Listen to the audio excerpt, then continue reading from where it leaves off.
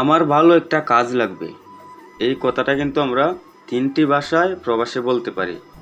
যদি আমরা হিন্দিতে বলি তাহলে হবে মুঝে আচ্ছা ওয়ালা এক কাম চাহিয়ে। মুঝে অর্থ আমার, আচ্ছা ওয়ালা অর্থ ভালো, এক অর্থ এক, কাম অর্থ কাজ, চাহিয়ে অর্থ লাগবে। মুঝে আচ্ছা ওয়ালা এক কাম চাহিয়ে অর্থাৎ আমার ভালো একটা কাজ লাগবে। আর যদি আমরা কোনো আরবির সাথে বলি, আরবিকে বলি তাহলে বলবো, আরবিতে বলবো আবগা ওয়াহেদ সুগল কোয়েস মালানা। আবগা অর্থ লাগবে, ওয়াহেদ অর্থ একটা, সুগল অর্থ কাজ, কোয়েস অর্থ ভালো, মালানা অর্থ আমার। আবগা ওয়াহেদ সুগল কোয়েস মালানা, আমার ভালো একটা কাজ লাগবে। আর যদি আমরা ইংরেজিতে বলি তাহলে বলবো I need a job. I need a job, আমার ভালো একটা কাজ লাগবে।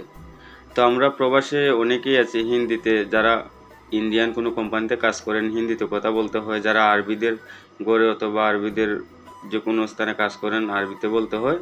তো আপনারা আরবিও শিখতে পারেন।